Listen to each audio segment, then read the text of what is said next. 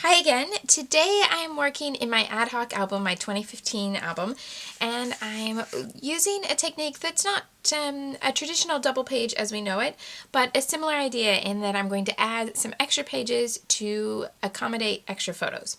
So I'm doing a month in review page with just all sorts of odd individual photos that I don't have a place for otherwise in the album. And it's not that I've scrapbooked everything else from May 2015 and this is what I have left over. It's a case of I'm going through my photo library and I can imagine, okay, this I want to scrapbook on a page on its own because it has a bigger story, and this I want to scrapbook there, and this I want to scrapbook there. But then there's all these other photos that are nice, but I'm not sure that I would want to devote an entire 12 by 12 to. And I think it's okay to admit that. Even if it's about your own child, it's okay to admit that every single thing I photographed, if I put on a 12 by 12 page, we're going to be here for a very, very long time. So it's okay to pick and choose. But May 2015 marks the change in that I kept a Project Life, well, I'm still working on it, but he has a Project Life style baby album that is for just the first year of his life. But he's born in April, so then May 2015 means that that album is done. And now I want to do just a monthly recap, so it won't be family memories, it would just be about him. So it's not, this is not, I'm worried about telling my stories or telling my husband's stories, this is just about him. So what I did was choose 13 photos. One to be printed really, really big, and that's going to go on a 12 by 12. And 12 that I printed at 2.5 inches square with all the random stuff. And those are going to go into two 6 by 12 page protectors. Now you could use any sort of divided page protector or page protector configuration that will work for you. But when I was looking at my library, I think 12 square photos is a good number for me. And this amount of space, if I put it on a 3 by 4, I really can only write a couple words. If I put it on a 6 by 4 and I have the photo and then some space for writing and embellishment, that's just much more in tune and with how much I want to include. I found that when I worked in the Project Life album and I had the mix of 3 by 4 and 4 by 6 cards, that those 3 by 4 cards, I really found it difficult to include everything that I wanted to on one card. So I ended up using them more and more as accents, or just the journaling on one and just the photo on another, which then meant I should have had a 6 by 4 card in the first place. So that's what I'm going to do here. This is not a promise that I'm going to do this for every month in the album exactly in the same format, but I'll see how it goes, and if I find that it's something that would help my albums and I enjoy it, then there is that option. So my first step, of course, is to crop all these photos down, and I've chosen my papers. I'm going to be using some old sassafras, and I went with red and blue based on the colors of his clothes in this big photo. And I decided I would, even though the stripe in his shirt is white, that I would go with cream for two reasons. One, because it picks up on all the skin tones and the color of the woodwork in the photo. It's warmer. But also because these papers that have cream rather than stark white, they remind me more of childhood memories. And I don't know if today's youthful generation will feel that way about nostalgia. It may be that that comes from my generation when photos were always warm. The whites were never true white, and when you got your photos developed in the late 70s and 80s. So it may be a bias, and it's okay if it's a bias because I'm making the book, so all the books are entitled to my bias.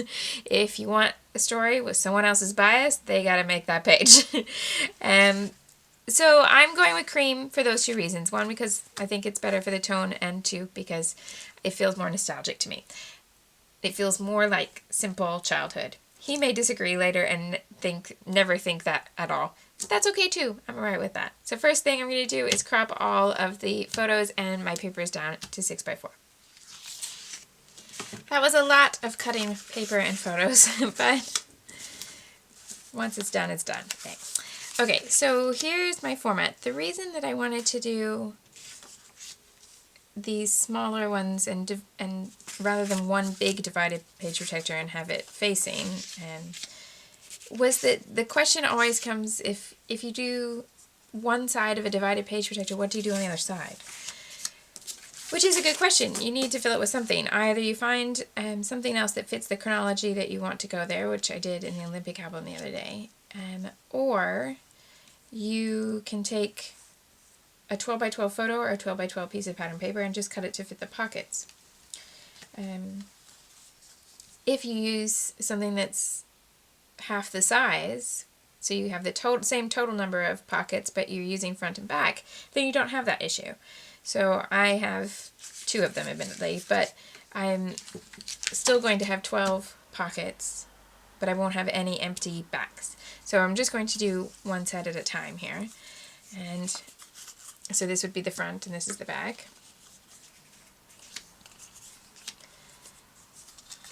And I'll just start with 6, and then I'll do the others.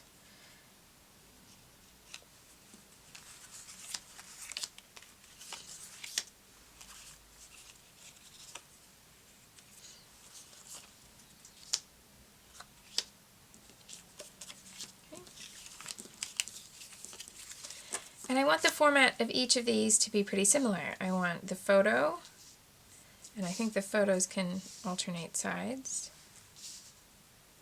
and a journaling box, and then some embellishment, which is going to come in the form of these 2 papers that I'm going to cut apart. So I'm going to figure out the journaling box and get all of this stuck down. More chopping of paper, but now I have 12 3 by 3 journaling blocks. So I can attach all of these, and it should be a pretty quick process. That's my aim, is that if I'm going to do one of these for every month, it needs to be something that I like the look of, but it also needs to be relatively simple and quick to put together so that it doesn't become a chore. That is not to say that I don't enjoy pages that take longer. I really do, but I've found that I really enjoy taking my time on one specific story or one photo that I really love, rather than cumulative project type things. I just find that if I make the process really difficult on something that I need to repeat, then it just means that I stop repeating it sooner rather than later. All the things that we can admit to ourselves or discover about ourselves, about our process, are useful, even if it's something that isn't our perfect impression of what we want it to be.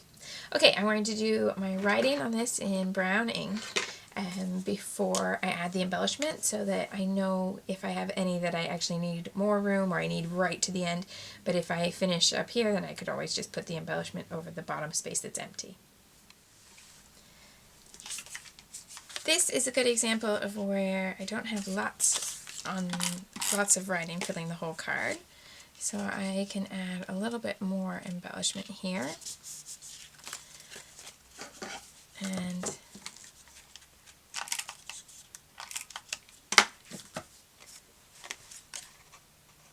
just trim it down from the other side.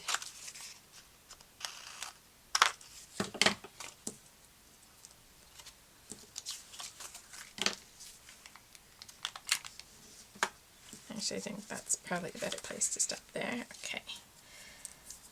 And then things like this, where it's a bit smaller, the space that's left over is a bit smaller, I can just work with strips that I've cut from that other pattern paper. So it's nice to have a balance of one that's a bit more boxy and one that has some more fluid shapes like the flowers.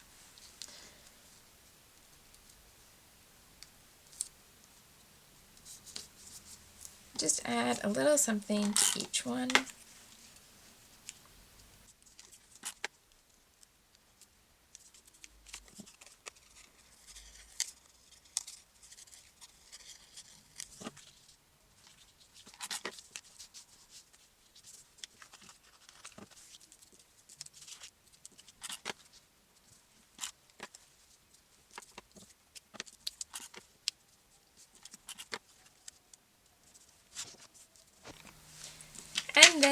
finish it, oh, I'm predictable if anything.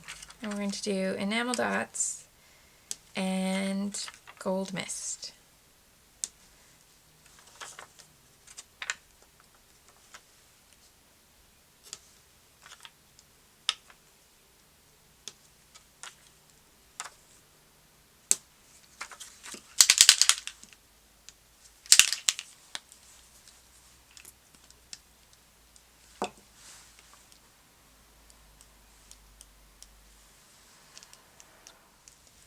Looking at some of these empty places seemed a good place to use a phrase stamp, so I'm just going to add that with some brown ink.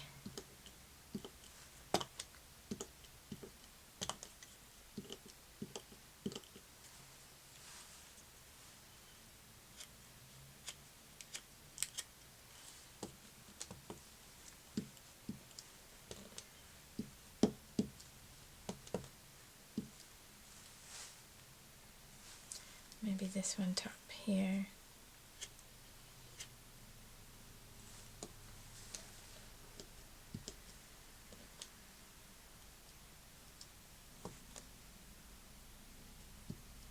There we go. And I think that's enough to keep me happy with those. So I'll repeat that same process. I won't bore you by showing exactly the same thing. I'm going to do the same process. Photo, journaling card, and the journaling cards are 3x3, photos are 2.5 square. A little bit of embellishment with cut from the pattern paper, some gold mist, and one enamel dot on each card, and then any little gaps I'll fill in with a phrase stamp. Really simple strategy that I can keep up if I want to repeat this.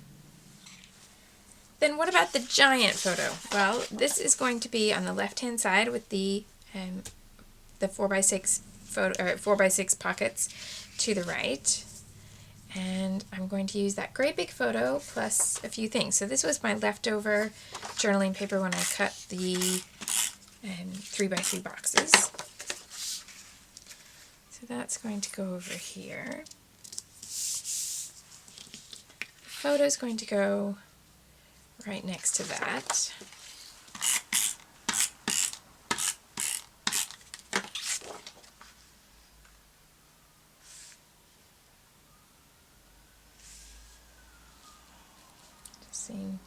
I wanted to include one complete row of the pattern.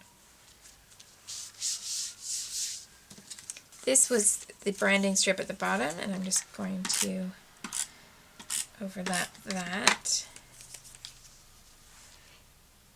I totally understand if I'm making you a little bit twitchy because I use florals with boys. I have no problem with anyone who says it's not their thing. And likewise, I just expect that you're okay with it if I say it is my thing. Yeah, that's pretty much all I have to say on that topic. I think use what you like, and I've just decided that I'm okay with florals on boy pages. It doesn't bother me, so I'm going with it. Okay, so I'm going to have a little bit of room there for writing. I have that great big photo, and I want a very simple title that says May 2015 in Review.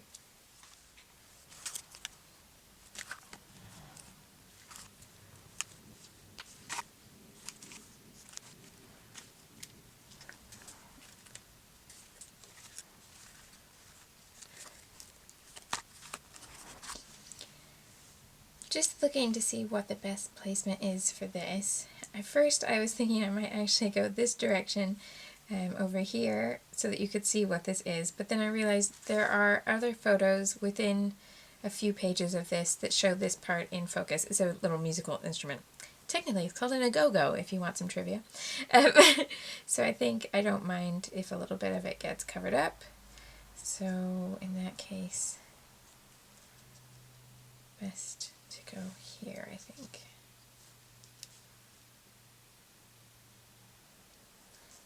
My worry was that, yeah, I think it needs to go either all on the photo or not on the photo, basically. So I am going to cover up quite a bit here. And maybe I should have done it up there, but hey, live and learn. It's okay.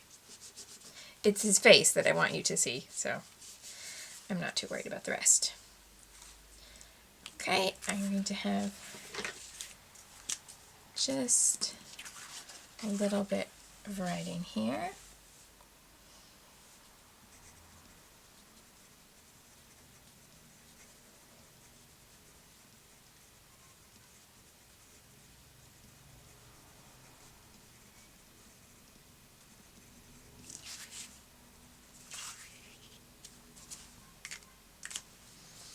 Okay, and I don't want to add much embellishment to this at all, but I would like to have a little stamping. Just going through what phrases are on here.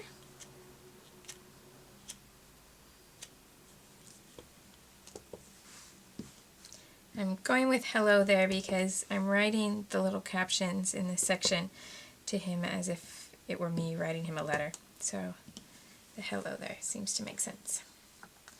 Okay, so aside from me repeating that same process with the second page protector, I'm finished. So let me pop this first set into the page protector so you can see how it will look in the album.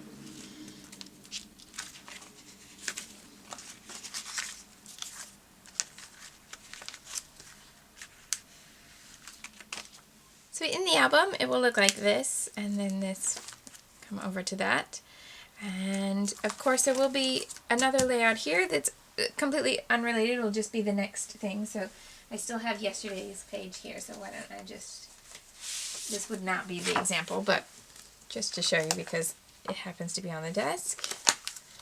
So it would look like that in the album, where you would see part of the next page that's coming, but everything here, there wouldn't be any empty back. So you could add as many pages in the middle as you wanted, and there are all sorts of different sizes you can buy, and of course you can custom make any size that you want to go in between. So if I wanted to just have it be shorter, if I wanted just a 5x7 pocket, anything like that can happen, no problem at all. But I like the idea of just now and then in the album having this little bit of a break that allows me to do a couple things. It's quite simple in look, so it gives you a little bit of breathing room. It lets me feature one big photo that I really, really love, even if there's not a big story behind it. And it lets me catch up with all these little random images that I don't particularly want to scrapbook at 12x12, but I would really like to have in there just because I would like to keep those memories printed. So there we go. Add as many little inserts as you like. I hope that helps you get out of a jam sometime when you have all those little bits and pieces, photos that you really wish were in your album. I'd love to see what you make on the forum, and have a great day. Thanks for watching.